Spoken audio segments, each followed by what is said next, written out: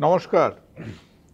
ডাকবাংলার দর্শক শ্রোতা সবাইকে আজকে আমরা আপনাদের সামনে যে আসতে পেরেছি তাতে আমাদের তো খুশি হচ্ছেই, কিন্তু বিশেষ করে আমার প্রচণ্ড খুশি হচ্ছে। আপনারা তো অনেক রকম ডাক্তার দেখেছেন। কেউ ঘন্টার পর ঘন্টা বসে রুগী দেখেই যাচ্ছে, প্রেসক্রিপশন লিখেই যাচ্ছে। আর কেউ কেউ আমার মতো জলের মিস্ত্রি কলের মিস্ত্রির মতো দিন নেই রাত নেই খুটখাট টুকটাক অপারেশন করছে, মেরামত করছে, আর এইভাবেই দিনের পর দিন কাটছে।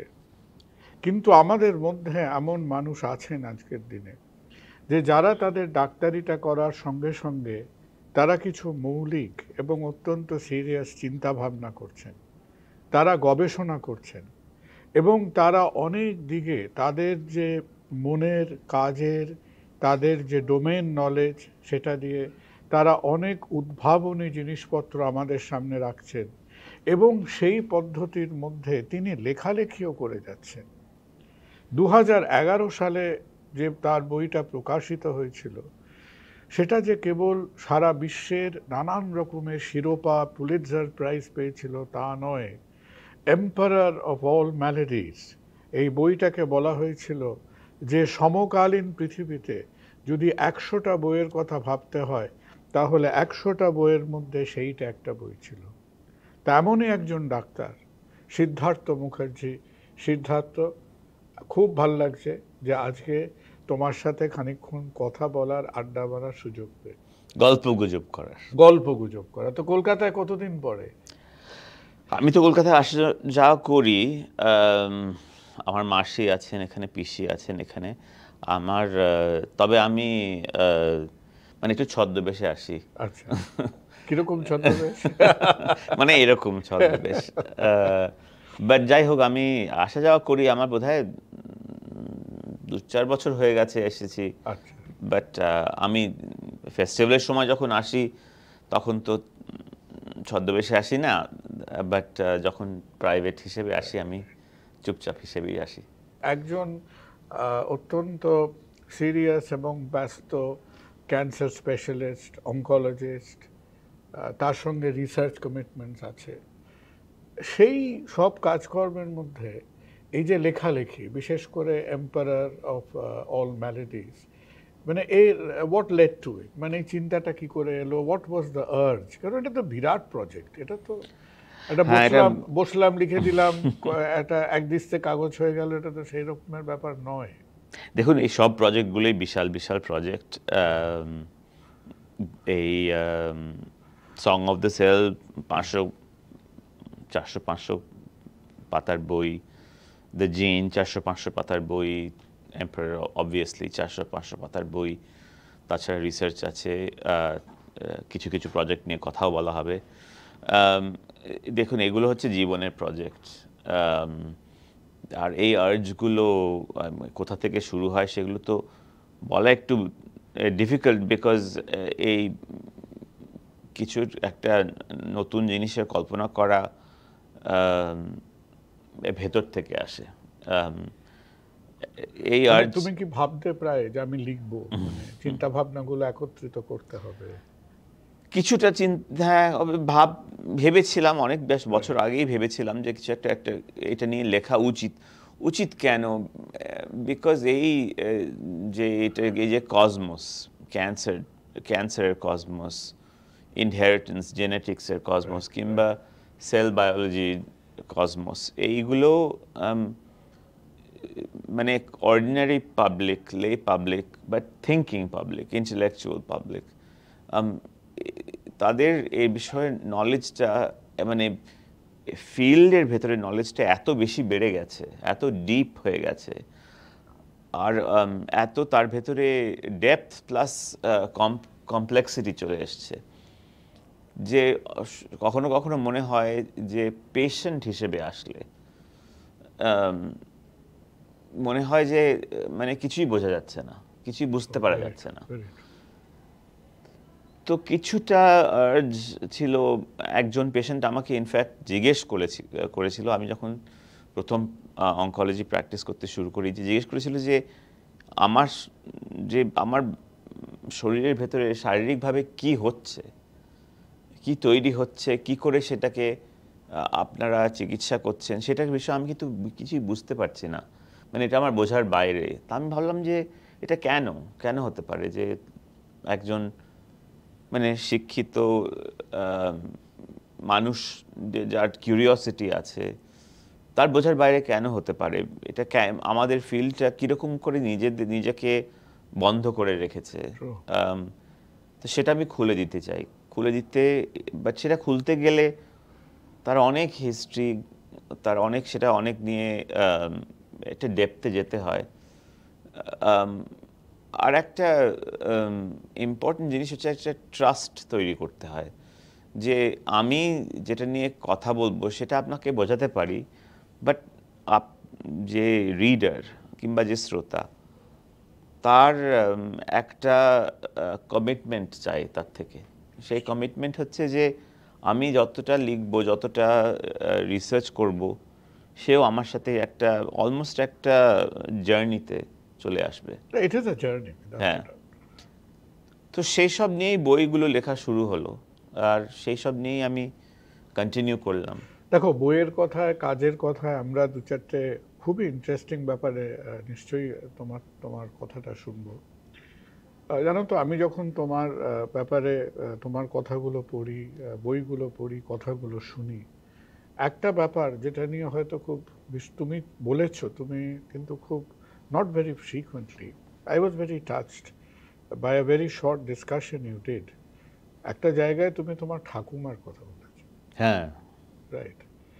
And the way you portrayed it, the experience of your family, যখন তারা পূর্ব বাংলা থেকে এখানে আসছেন, তোমার ঠাকুমার কথা, সেইটা আমার মনে হয় না এই আলোচনাটা বা এই কথাটা অনেকেই, যারা তোমার একদিক দিয়ে গুণগ্রাহী, একদিক দিয়ে তারা very little bit curious about you, তারা এই অ্যাসপেক্টটা হয়তো খুব একটা ফ্যামিলিয়ার নয়। যদি একটু বলো আমাদের। আমার ঠাকুমা খুব অল্প বয়সে বিধবা হন। তখন পূর্ব বাংলায় থাকেন, বরিশালে বোধহয়। বরিশালে থাকেন, বরিশাল। দেহের গতিতে ছোট গ্রাম। তখন উনি বিধবা, সিঙ্গল মাদার। তার 5টি ছেলে। আমার বাবা হচ্ছেন সব থেকে ছোট। He is the youngest. He is the youngest. তো আমার ঠাকুমা পার্টিশনের ঠিক আগে নিজের মতে কাউকে বিশ্বাস না করে, কাউকে না বলে, নিজের মতে উনি কলকাতায় আসেন। She was a very strong woman, very unusual woman. ছেলেদের নিয়ে চলে এলেন। ছেলেদের নিয়ে চলে এলেন। তো সেই এক্সপিরিয়েন্সটা ওনার জন্যে, আমার ঠাকুমার জন্যে খুব অনেক রকমের তার রিপারকাশন, অনেক রকমের রেজোনেন্স, রিপারকাশন যাই হোক, অনেক রকমের দিক দিয়ে হয়। ওনার একজন ছেলে রাজেশ্বর, আমার বাবার ভাই, মারা যান। এখন মানে স্মৃতি তো কারুর নেই, তবে মনে হয় যে একটা বাইপোলার টেন্ডেন্সি ছিল, ম্যানিক ডিপ্রেসিভ টেন্ডেন্সি ছিল, সেটা আমি এখন বড় হয়ে বুঝতে পেরেছি। খুব ব্রিলিয়েন্ট, খুবই খুবই খুবই ব্রিলিয়েন্ট ছেলে। সে একবার মানে পরীক্ষার প্রথম শ্রেণী পেয়ে তারপরে মানে একটা ম্যানিক এপিসোডের পরে মারা যান। আরেকজন ছেলে, আমার বাবার বড় ভাই, যে ডিরেক্টলি বড় ভাই, তার স্কিজোফ্রেনিয়া কিংবা স্কিজোএফেক্টিভ ডিসঅর্ডার নিয়ে তিনি খুব সাফার করেন। আমার বাবা সব থেকে ছোট, তখন সেই ওনার একটা হায়াত খান রোডে ছোট্ট মানে দুঘরের একটা বাড়ি নিয়ে থাকেন। একজনের ওপর এক পিঠের ওপর এক পিঠ, দুটো ঘর। সেই সেখান থেকে আমার বাবা বেরিয়ে আসেন, আর্মিতে জয়েন করেন, তারপরে নিজে একটা কাজ করেন, আমার ঠাকুমাকে আর বড় ভাইকে নিয়ে ফাইনালি দিল্লিতে যান। তার মানে যে অসুখ, মেন্টাল অসুখ, মেন্টাল ইলনেস, এই ব্যাপারটা কিন্তু তোমার লেখার মধ্যেও ফিরে এসেছে অনেকবার ফিরে অনেকবার। এইটা নিয়ে, আর তার অ্যাসোসিয়েটেড যেটাকে স্টিগমা বলে, তার সাথে অ্যাসোসিয়েটেড যেই যত রকমের বার্ডেনস আছে, স্টিগমা আছে, সেসব আমার ফ্যামিলিতে থাকে আর আছে। এই হিস্ট্রিটাও আমি খুলে দিতে চাই, যাতে লোকে যখন আমার বই পড়ে, সেই বইগুলি এমনভাবে লেখা, আমি লিখতে চাই যে যে এই স্টিগমাগুলি আমি আপন করে নিতে চাই।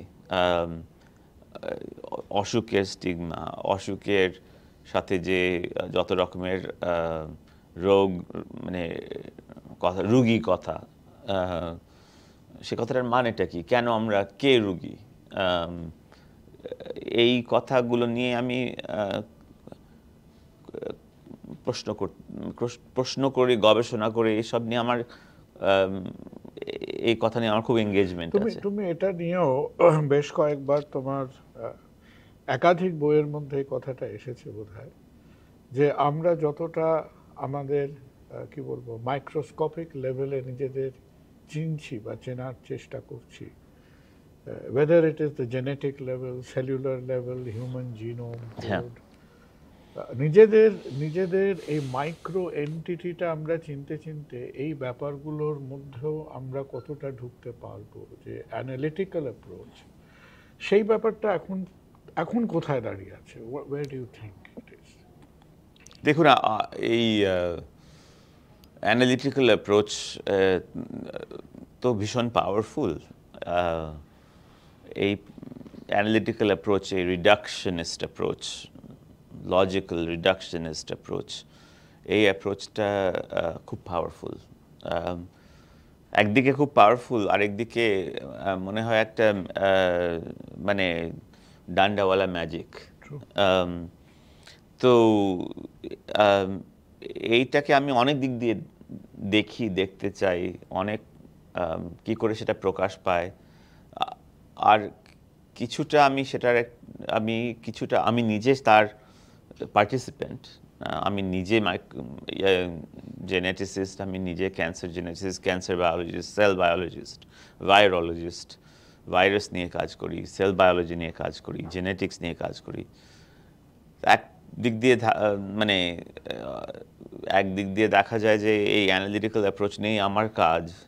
তবে আমি অ্যানালিটিক্যাল অ্যাপ্রোচ নিয়েও চিন্তা করে ভাবি যে এই অ্যানালিটিক্যাল অ্যাপ্রোচের কয়েকটা লিমিটেশন আছে, আর সেই লিমিটেশনগুলো বোঝা খুব দরকারি। বিকজ অ্যানালিটিক্যাল অ্যাপ্রোচগুলোকে আলটিমেটলি সিনথেসাইজ করাও একটা দরকারি আছে, তাহলে মানুষ বোঝা যায় না। মানুষটা যে কি, মানুষ তো শুধু জিনসের একটা প্রোডাক্ট না। জিনসগুলো প্রফুল্ল হলেই মানুষ হয়ে যায় সেরকম নয়। আমরা তো বেলুন না,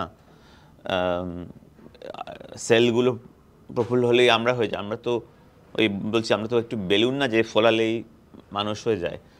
মানুষের ভেতরে কি আছে? দেখো, যখনই না আমরা ক্যান্সার ট্রিটমেন্ট, সেল, জিন এগুলো নিয়ে কথা বলি, আমরা বিশেষ করে হয়তো এখনো আছি, কারণ আমরা যারা সর্ট অফ অ্যাপ্লাইড মেডিসিনের দিকে বেশি রয়েছি, তো আমাদের অ্যাপ্রোচটা রয়ে গেছে। তোমারই লেখা এবং বক্তব্য থেকে কথাটা মাথায় গেঁথে আছে, যে তুমি এটাকে অনেকবার বলেছো দি অ্যান্টিবায়োটিক অ্যাপ্রোচ। হ্যাঁ, যে অমুকের থেকে এই অসুখটা হচ্ছে, একটা অ্যান্টিবায়োটিক বার করো, তার দিকে বন্দুকের নলটা পয়েন্ট করে স্টার্ট ফায়ারিং, রাইট? সো তোমার এই যে কাজ ইনটু সেলস, জিনস এটসেট্রা, তুমি কি মনে করছো যে এই অ্যাপ্রোচটা এখন পাল্টাবার সময় এসেছে? হ্যাঁ, এই প্রশ্নটা খুবই পাল্টাবার সময় তো এসছেই, বাট ইম্পর্টেন্ট ইম্পর্টেন্ট জিনিস হচ্ছে যে যেটাকে সেটা যে যে আমরা যখন পাল্টাবো, পুরানো মানে পুরানো না না মানে যে কারেন্ট নলেজ, যেটা খুব ডেপথের নলেজ, সেটাকে আমরা জানলা দিয়ে ফেলে দেব না, সেটাকে আমরা সিনথেসাইজ করব, সেটাকে আমরা ইনকর্পোরেট। ফ্লেমিং তো নিজে ভাইরোলজিস্ট ছিলেন। হ্যাঁ, তো সেটাকে আমরা নিজেরা সিনথেসাইজ করব, সিনথেসাইজ করে সেটাকে বুঝতে পারবো। Quite right. সেই নতুন মানে নবনীত বোঝা নিয়ে আমরা একটা নতুন রকমের সায়েন্স তৈরি করব। সেই সায়েন্সটা অ্যাপ্লাইড সায়েন্স বলুন, মেডিসিন বলুন, যাই হোক, সেই সায়েন্সটা থেকে একটা গড়ে তুলব নতুন রকমের চিকিৎসা, নতুন আন্ডারস্ট্যান্ডিং অফ হিউম্যান বডি, নতুন আন্ডারস্ট্যান্ডিং অফ হিউম্যান বায়োলজি।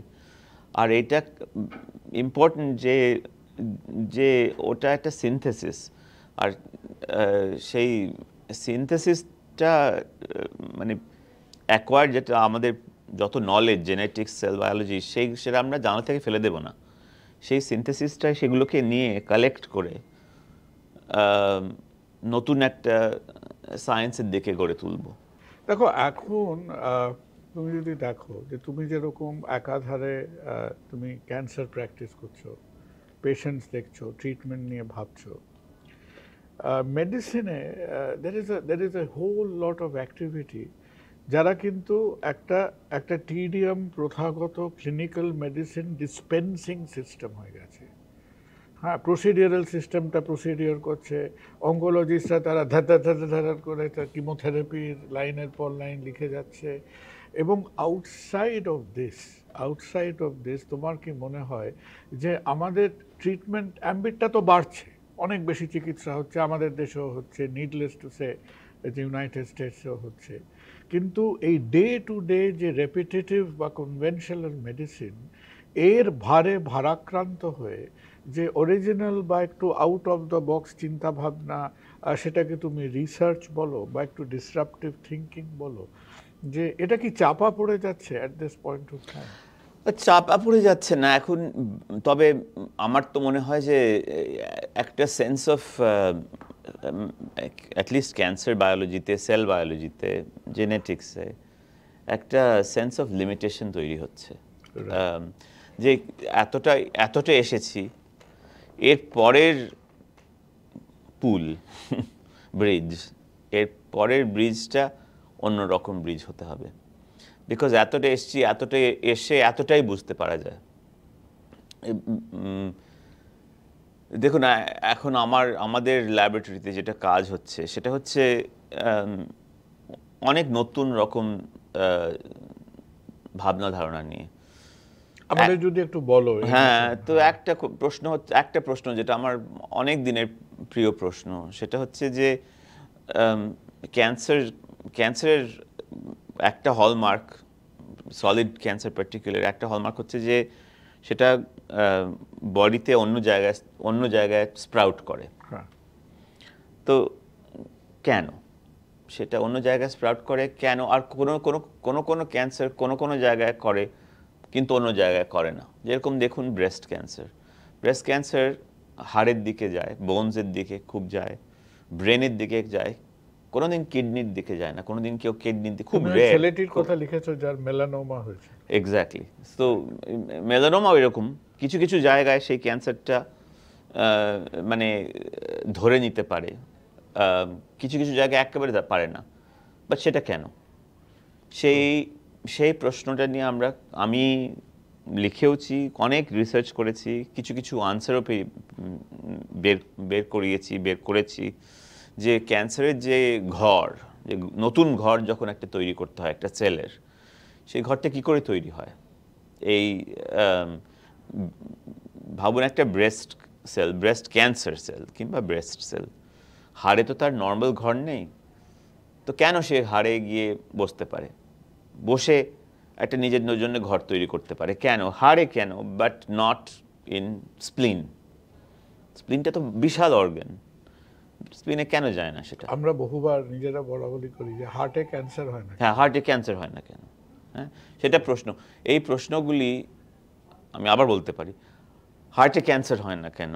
এই প্রশ্নগুলি খুব ফান্ডামেন্টাল প্রশ্ন, কিন্তু কিন্তু এই সারা শরীরের রক্তটা হার্টের মধ্যে দিয়ে হ্যাঁ, যাচ্ছে। বাট ক্যান্সার সেখানে খুব রেয়ার। খুব বাট এটা কেন?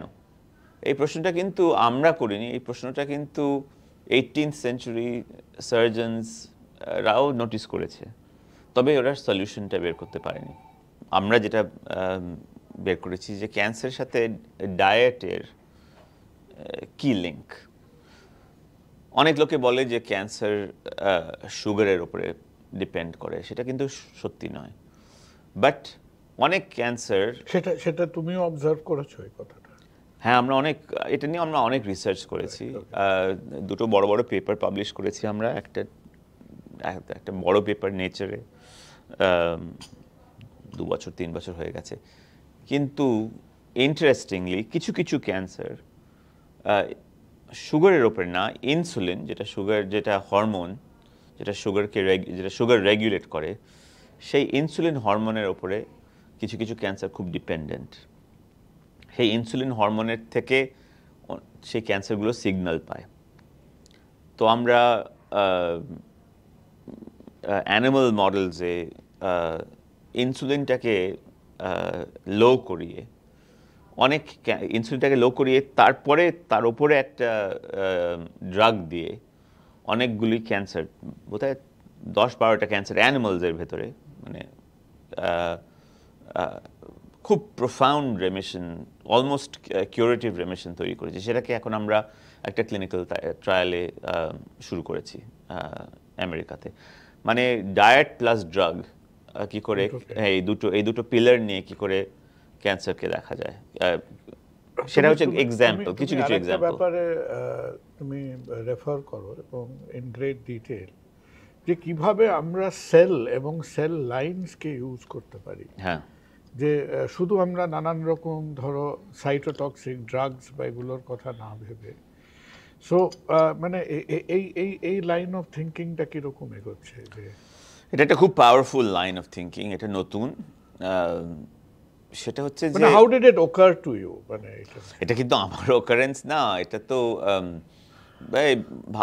ভেবে নিন 10-15 বছর ধরে অনেক সিনিয়র সায়েন্টিস্ট, আমি তার মধ্যে, আমি সিনিয়র তো না, বাট এটা নিয়ে আমরা খুব চিন্তা ভাবনা গবেষণা করেছি যে মানুষের যে ইমিউন সিস্টেমের বাংলা কি আমি জানিও না, ওটাই থাকে এখন। মানুষের ইমিউন সিস্টেম কিন্তু অনেক সময়, এটা একটা হিস্টোরিক অবজারভেশন, যে ইমিউন সিস্টেম অনেক সময় ক্যান্সারকে রিজেক্ট করতে পারে, ক্যান্সারটাকে খেয়ে নিতে পারে। সেটা কিন্তু ড্রাগ না, সেটা কিন্তু সেলগুলি এসে আমাদের নিজেদের সেল, হ্যাঁ, নিজেদের সেল, সেগুলো এসে ক্যান্সারকে খেয়ে নেয়। খুব রেয়ার সেগুলো জেনারেলি, তবে রেয়ার হলেও কি হয়, সেটাকে কমন করা যায় কিনা। আর সেটা নিয়ে আমি অনেক রকমের ডিফারেন্ট এক্সপেরিমেন্টস করেছি এবং সেগুলোও আমরা ক্লিনিক্যাল ট্রায়াল করেছি। আর মোস্ট রিসেন্টলি সেই কিছু কিছু ক্লিনিক্যাল ট্রায়াল আমার ল্যাবরেটরি থেকে আর অন্য মানে জড়ো করে আমরা ভারতবর্ষে প্রথম নিয়ে এসেছি। আর আমরা এই বছর সেই ক্লিনিক্যাল ট্রায়ালের ডেটা রিলিজ করেছি। খুব প্রেস্টিজিয়াস একটা কনফারেন্স, আমেরিকান সোসাইটি অফ হিমেটোলজিতে 6টা পোস্টার। এটা কিন্তু একটা হিস্টোরিক প্রথম। কোনো ভারতীয়, আমি অ্যাটলিস্ট টু মাই নলেজ, কোনো ভারতীয় কোম্পানি কিংবা কোনো ভারতীয় সায়েন্টিফিক এফার্ট। তোমরা এই আইডিয়াটাকে কি বলছো? মানে হাউ এটা ক্লাসিক্যাল আইডিয়া, এটাকে বলা হয় কার টি থেরাপি। কার টি কেন আমি এখন বোঝাবো না, ওটা অনেক টেকনিক্যাল এবং কমপ্লিকেটেড, বাট যাই হোক, টি সেল মানে ইমিউন সেলের ভেতরে যে একটা সেল, সেই সেলটাকে আমরা বদলে দিয়ে, জিন থেরাপি দিয়ে বদলে দিয়ে ক্যান্সারটাকে অ্যাটাক করি। তো এই প্রসিডিউরটা খুব অত্যন্ত কমপ্লিকেটেড। যার ক্যান্সার হয়েছে তার টি সেলগুলো বার করে, তার বডি থেকে টি সেলগুলো বার করে সেগুলোকে জিন থেরাপি দিয়ে অ্যাক্টিভেট করিয়ে সেই টি সেল, নিজের টি সেলগুলোকে নাও জিন থেরাপি অল্টার্ড টি সেলগুলোকে ফেরত দিয়ে ক্যান্সারটাকে আমরা মেরে ফেলতে পারি। এবং নট অনলি দ্যাট, খুব যেটাকে বলে রিল্যাপস রিফ্র্যাক্টরি, যখন ক্যান্সার কিমোথেরাপির থেকে আর রেসপন্ড করে না, সেই ক্যান্সারগুলোতেও এই সেলগুলি কাজ করতে পারে। তো এখন আমরা প্রথম যে কোহর্ট, প্রথম যে সেট, বোধহয় 12টা না 14টা পেশেন্ট আমরা ব্যাঙ্গালোরে একটা ফ্যাসিলিটি তৈরি করে, গভর্নমেন্টের থেকে পারমিশন নিয়ে ফ্যাসিলিটি তৈরি করে গভর্নমেন্টকে অ্যাপ্লাই করে এই নতুন চিকিৎসাটা আমরা নিয়ে এসেছি। এখন প্রশ্ন হচ্ছে সেটাকে কি করে লো কস্ট হিসেবে করা যায়। দেখো এখানে একটা কোয়েশ্চেন, তবে একটা প্রশ্ন জিজ্ঞেস করি, যে যেমন ধরো আমরা ক্যান্সার মেডিসিন বা ড্রাগ সম্বন্ধে জানি যে তারা কেউ কেউ অনেকটা হয়তো ক্যান্সার সেলগুলোকে নষ্ট করে দিচ্ছে, অ্যাট দ্য সেম টাইম আবার নন ক্যান্সারাস সেলসের উপরে তাদের একটা এফেক্ট আছে। তো আমরা যখন সেল বেসড অ্যাপ্রোচ করছি সেখানেও কি সেরকম হতে পারে কি? কিছু কিছু সময় হয়। মানে অবভিয়াসলি একটা বিশাল ইন্টারেস্ট যে নর্মাল সেলগুলোকে স্পেয়ার করে তাদের না মেরে ক্যান্সারকে কি করে মারা যায়, কি করে, সেটা নিয়েও আমরা অনেক কাজ করেছি। সেটা নিয়েও আমাদের ল্যাবরেটরি থেকে বোধহয় 10-15টা পেটেন্ট তৈরি করেছি। সেটা নিয়ে আরেকটা কোম্পানি তৈরি হয়েছে, সেটাও ক্লিনিক্যাল ট্রায়ালসে এখন চলছে। প্রথম পেশেন্ট, ইনফ্যাক্ট প্রথম দুটি পেশেন্ট এখন সেই নতুন থেরাপি গ্রহণ করেছে। দেখা যাক কি হয়। খুব অপটিমিস্টিক এই বিষয়ে, এইসব জিনিস নিয়ে। তবে এই যে প্রশ্নটা আপনি করছেন যে নর্মাল সেলসগুলিকে কি করে বাঁচিয়ে ক্যান্সার সেলকে মারা যায়, এটা কিন্তু খুব ডিফিকাল্ট এবং বলবো সূক্ষ্ম প্রশ্ন। এটা নট ইজি, বাট যাই হোক।